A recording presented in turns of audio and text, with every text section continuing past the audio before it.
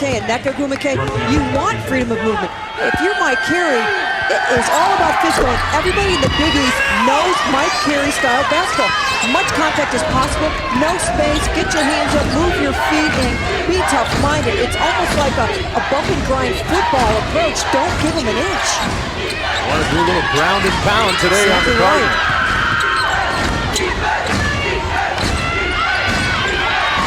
Hampton checked into the ball game during the last whistle at point guard for Stepney. She had a great game in the previous run. Going to be out of bounds kick ball against West Virginia. That might have been an incorrect call. It looked like Tinkle was the one that actually kicked it out of bounds. Mike Carey very unhappy with the call, getting after it. With both these coaches, I mean, they're at a fever pitch already. Their blood pressure is up, and they're cooking with gas. How surprised are you to see West Virginia extend their defense this early in the ballgame? I just think they want to make a statement that we're not giving you any space, Stanford. You're going to have to work for everything. A whistle and a foul. That's going to go against the Mountaineers. So early indications, Mary, that the official's going to call this kind of close to the vest in terms of contact. And I think both coaches recognize coming in how the referees call it's going to determine so much. If you let it go, obviously it's going to favor Mike Carey in West Virginia. If things are tight and close and everything's called, it favors Stanford. Ethel in for Crystal Caldwell on that last whistle. Boothe with the pass and a nice block on the play by Dunning. Comes Hampton. Hampton did a nice job running the point for the Mountaineers in lieu of Stepney the long stretches in the last game against Texas. The triple team on Dunning inside. There's the kick out and a nice steal by Kokenis. On the break and a great step-through move for the layup. So it had to deal with three defenders, one with a flyby, one with pressure from one side, and one with pressure from the other. So already we've seen the Cardinal with 4 points on the fast break. He's able to get out and get some easy ones. Wow, look at Harley not even look at the basket. Now she drives it in and dishes. And there's Tinkle. She's just an automatic helper. Dunning lost the handle, and here comes the freshman Orange out of Texas. And right down the highway, timeout. West Virginia, Stanford out of the gate wonderfully. Down there in Coral Gables and down in the 954 area code, the Jones residents are going to be watching that Miami-Gonzaga game.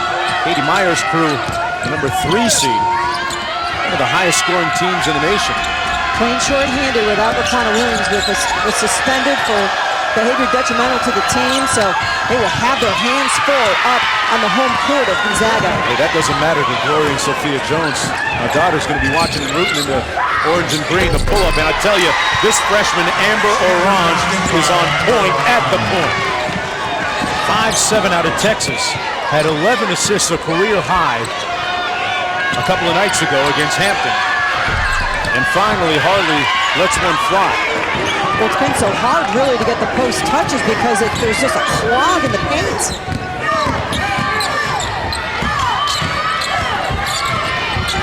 Kokenis out top, working against Hampton. Little pick and roll game. Kokenis got all the way to the bucket and couldn't cash in. West Virginia will look to push. A quick 3, way off the mark. Taylor Palmer, a player for West Virginia who needs to heat up. They need her outside presence. Palmer had a big game a couple of nights ago against Texas, out of bounds on the Bussey shot. Have no.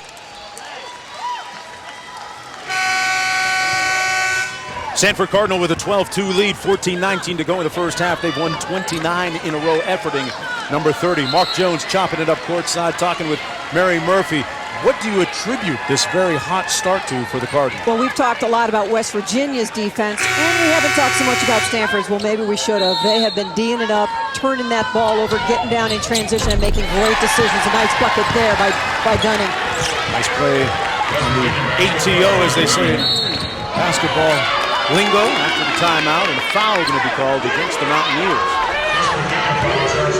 West Virginia has played opponents the caliber of Stanford before, namely, of course, Connecticut in conference play, but They liken this to a scenario like when they went to Notre Dame on the road, went in there and got the win. And Mike Carey even said nobody was betting on us to win that game, and we came out with the W, so there's no reason why they can't win this today against Stanford. So Kenneth's shot off the mark.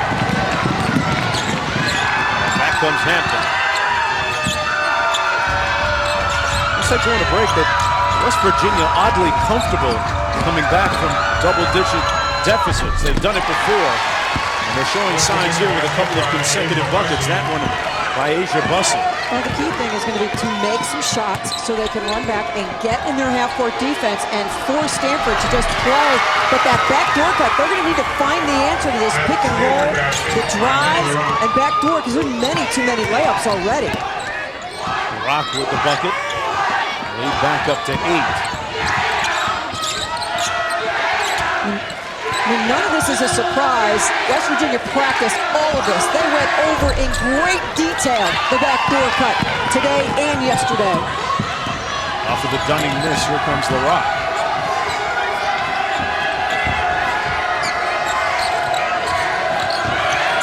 Backdoor cut, nice move and bucket by Boothe. Stanford is wearing ruts in the floor on backdoor cuts right now. Subs getting ready to come back into the ball game. Hampton out front. A little pick and roll game. It's a foul line shot that's going to be wide open for most of the night. Bussey able to make it count that time. Are you surprised we haven't seen more of that 4-5 high-low game with their bigs? I think it's tough when you've got Sarah Boothe on the floor versus Boothe. Much bigger lineup. That time the backdoor pass didn't work. Both Boothe and Amber Orange at the table getting ready to check back in. So Tara Vanderbilt goes to Sarah Boothe very early. Well, these coaches not afraid of going deep into their benches, respectively. Bussey fouled on the play by Sarah Boothe. And Asia Bussey will go to the free throw line when we come back. Mountaineers. Stanford pretty efficient on offense so far. Games out of her bench. You know, bringing bigs like Sarah Boothe in, Taylor Greenfield. Of course, you're going to have the obvious drop-off when you talk about a Player of the Year candidate, but Boothe can be a difference maker at 6'5", great size. Was out for 6 weeks, and she's back. Had some foot problems. Another big play by Orange for a freshman. She's showing really extraordinary poise. She's got 10 points in the game. A wild layup missed by Bussey. And back come the Cardinal in control, up by 41-12. 19-point lead. I think you'd have to say that'd be a surprise to most people coming into this game. Certainly I'm surprised. I thought West Virginia would be able to get some of their game going, but it hasn't happened yet. Orange, heat check, and it's still hot. It's boiling over. 12 points for the freshman out of Houston, Texas. And you know, she's one of those kind of players that when I was coaching was challenging because her face never changes. In practice, it's always the same. So, are you happy? Are you sad? Are you angry? What's going on in your head? But she just goes out there. She's extremely efficient. Well, now her game doing the talking. Bussey on the drive, had it stripped away out of bounds. Amber Orange just going to work. They use that screen. They're hedging out on it hard. She finds the gap. Once Bussey leaves it, drills it. Soft-spoken. You know, just a freshman. Is part of the reason that she's not that verbal, that she is an underclassman. Is the bucket good by Dunning? I mean, you're a youth coach. I mean, how do you get a freshman to be a little bit more verbal when you've got players like the Boothe twins on it? No, I think it's not because she's young. I think it's just what her personality is, and they're trying to draw her out all the time. But her teammates really have her back on that. And when you've got Chiney and Boothe, you don't have to do a lot of talking because they're chattering all the time. Here's the leading scorer with 12. Mountaineers haven't had a field goal in about 6.5 minutes. O'Kennis off the screen. 7 on the shot clock. Nice pull up by O'Kennis, but missed everything. Ready to few stops that the Mountaineers have been able to get here in the first half. Trailing by 19. Earlier this half, it was 16-12. It's 33-14. Off the Caldwell miss, here's Orange. Stanford on a 17-2 run. Orange with a drive and kick. Bucket good, another three ball by Tinkle. Tinkle is so happy that she's playing well, that it's just taken her to another level. And you know how that is, Marta. Yeah. When it starts going like, oh, finally. I said that she was one of the big surprises on the season. She's a junior, but she hadn't gotten a lot of run in the last couple of years. 22-point lead, make that a 20-point lead as Harley cashes in underneath. Obviously, the challenge for West Virginia, it's a team that gives up 51 points a game. They've already given up 36. So you're on track to score 70, 75. That's a lot of points for them to try to manufacture. Right now has been Amber Orange, the freshman out of Houston, Texas, running the show, Mary Murphy. Yeah, 5'7", the pull-up, the drive. It's all about decision-making. Create some space. Your shooter's sitting in the corner. You get a little hint of help, and you just kick it. The three bomb goes down. She's successful. As I mentioned, Orange had 11 assists in the previous game against Hampton University. Her mom was a 96 Olympian in the triple jump. An athletic background. 3 minutes to go now in the first half of play. It has been all Cardinal. Winner of this one moves on to the Sweet 16, but I'm telling you, the Cardinal obviously hunting bigger game than that. They're looking for their 5th consecutive appearance in the Final Four. That's going to be an offensive foul against the Mountaineers. Illegal screen set on the play by Yaya Dunning. Big things going sideways, little things going sideways. Mike Carey searching for a combination, trying to find some offense, but defense, usually just the thing that keeps this team strong, just unable to really hold things together in the first half. So far, the Cardinals have been able to impose their style on West Virginia. Hands it off to Kokinis. Got a clean look, rattles out. The bounds, Cardinal basketball underneath. There's so much in the papers around with the comments both coaches made about physicality versus finesse, but we really haven't seen West Virginia be able to exert their will yet on Stanford. Sometimes you can't hit what you can't see. That's right, you can't catch up to it. This Cardinal team pretty quick. Tennis out top to Boothe. Boothe looking for cutters. The pass didn't have a chance going into heavy traffic. Hampton back the other way. Much better defense on the backdoor cut. And now the real work begins. Got to start crawling back in offensively.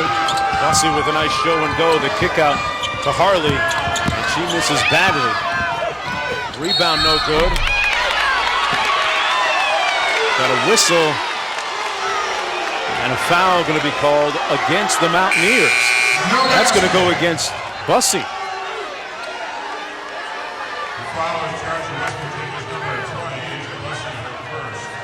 That's her first person. It's a big opportunity. I just think you need as many points as you can, and you got 2.7. Get something. You can come back from deficits. That would not have counted. Didn't get it off. Boothe is going to sit down with 3 fouls now. See what kind of impact that has on Stanford, especially at the offensive end. Palmer's jumper no good. I'm surprised Palmer's not putting it on the floor and taking it at Tinkle. She's got the quickness to get around her, maybe get a little closer to the bucket. Orange back out to Sarah Boothe, who had a clean look and passed it up. Kokinis out front. On the drive, fouled on the play. That's going to go against Asia Bussey. Stanford continuing to cook. Tough to miss her, but tough to catch up to her. Orange putting together a nice floor game again as Kokinis goes to the free throw line. Kennis, a 5'11" sophomore out of Oak Brook, Illinois. And has always loved Stanford. Her mom has a picture of her at the age of 6 with Stanford shorts and a top on. Now, you grow up in Oak Park, Illinois. How does that happen? There's a connection somewhere. 20-point lead for the Cardinal. Her mom Marie in the house tonight. Whistle and a foul against the Cardinal. Sarah Boothe, 6'5", muscling up. Yaya Dunny. She's acting the foul out. Out front, Dunning lets one fly halfway down and out. Boothe with the rebound. Winner of this one plays either South Carolina or Purdue, keep in mind. There's a backdoor cut again, that time good help. So Boothe steps out. Rebounded by the Mountaineers. Bethel passed up the 3 for the drive. Out of bounds off of Boothe. It'll be West Virginia ball. Well, second round of the NCAA Division I Women's Basketball Championship presented by Capital One continues Tuesday on ESPN2 at 7 Eastern with regional coverage. Cal against number 1 seed Notre Dame. The headliner, Florida Baylor, another headliner. There was some chatter in the studio about who does Elena Delle Donne remind people of. And, you know, Candace Parker was one of the names that came up. Lauren Jackson was one of the names. To me, she's a combination of Candace Parker and I'm going old school, Carol Blazejowski. Because I think she works better in the perimeter space using screens like Blaze did. And Parker was great athletically, but I think, you know, you put those two together, that's Elena Delle Donne. Special play. On the drive, Bethel. Nice turnaround and gets the soft touch. Falls. It is down to 17. But it feels like climbing Everest right now if you're West Virginia. But it's doable. You get this thing to 10 or it's, 11. You just get this thing in a doable amount. It's 12 minutes left in the game. There is plenty of time. But you have to start playing West Virginia defense. Boothe comes up with a loose ball, 7 on the shot clock, and a foul deep into the shot clock. Akila Bethel bailed him out. Under 12 minutes to go. South Carolina leading now into double digits by 11. And if both those scores hold, Tara Vanderveer, one of her favorite all-time players, Dawn Staley, who was on the Olympic team she coached in '96. She cannot say enough good things about Dawn Staley. It would be quite a matchup. Got a little debris cleanup going on the floor. Only loss of the season by these Cardinals was against UConn. That foul going to go against West Virginia on the aggressive move by Nneka Ogwumike. You know, Coach Vanderveer had the liberty of being able to get her team refocused without actually losing the ball game. It came in the Pac-12 conference tournament, the opening round game. And she said that against Arizona State in that game, they were very lethargic, didn't play well. They won it, obviously, but it made them kind of refocus and take a closer look at themselves to get things back on the rails in the right way. And what they did when they had the break between the tournament, the Pac-12 tournament and the NCAA tournament, they just went back to offensive work. I mean, they broke every single thing down. They had to refine, they had to get their spacing better, get more aggressive, especially Orange. They said, we need you to make some things happen, take control out on the floor. You can see the results have been very, very good. Off the Hampton miss. Here comes Stanford.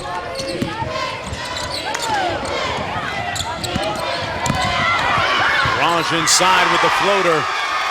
Over Bussey. Much better job playing the backdoor cut, but Orange with the adjustment off a very tough pass to gather and make that adjustment. I mean, Orange with a scintillating performance so far. This freshman really having a coming out party here in the last couple of games here in Norfolk.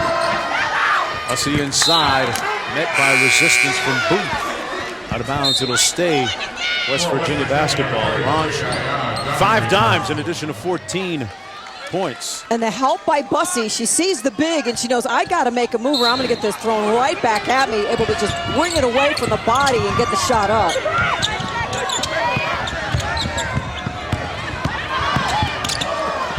Nice move inside by Yaya Dunning. And as I watch Orange, I think of California going into South Bend and trying to defeat Notre Dame and Skylar Diggins. This is the kind of performance that Cal is going to need from Brittany Boyd, their freshman point guard. Good point as Boothe misses. Stepney with the push. Hampton with the launch. And Orange.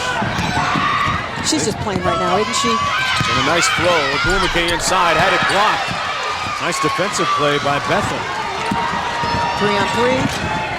Stepney, nice crossover, drew contact. And she'll go to the line. I like the move by Stepney. She's got to make something happen. You know, it's 3-on-3. There's no clear advantage. But if you can draw some contact, get into the body, get to the line, clock stops, well done. The decision making. Nothing's here. All right, a little crossover and just explode. Stepney, the 5'7" freshman, local product from Norfolk. Yeah, nice little homecoming for her. Went to Lake Taylor High School nearby. And how about during the selection show? They're back in Morgantown and they see that they're going to go to Norfolk and her phone just started blowing up. I guess it took about but by the freshman point guard out of Houston, Amber Orange. Tara Vanderveer owes a debt to the state of Texas. You got Orange out of Houston and the Boothe twins out of Cypress, Texas. Just want to send my best to Gail Guest, of course, who stepped down today as the coach at the University of Texas. They'll be moving in some new directions. But a fantastic coach, an even better person, and just best wishes as she goes on in the next phase of her life. Well, the women's basketball community is going to miss her. The game at large certainly will too. Sarah Boothe with the mid-range jumper. Everybody clicking on full cylinders right now, 1.5 to go. And Stanford, barring a miraculous turnaround, will move on to the Sweet 16. And play the winner of that South Carolina-Purdue game. Bokennis with the pinch. Missed the layup. Tinkle there and one on the follow. You know, if there was an overriding theme for this game is you can't play physical if you can't catch us. And it's been a surgical, precise dismantling of West Virginia by Stanford. Yes, the offensive tune-up, as Tara called it after and in between tournaments. I said you had a tune-up. She said, Mary, we had a major tune-up. Didn't take the engine out, That's though. right. They only had the one loss during the regular season. They went 31-1 during the regular season. That one loss against Connecticut very early in the year had a scare during the regular season against Cal, a game that went to overtime as the 3-ball rattles in by Palmer, too little, too late, though.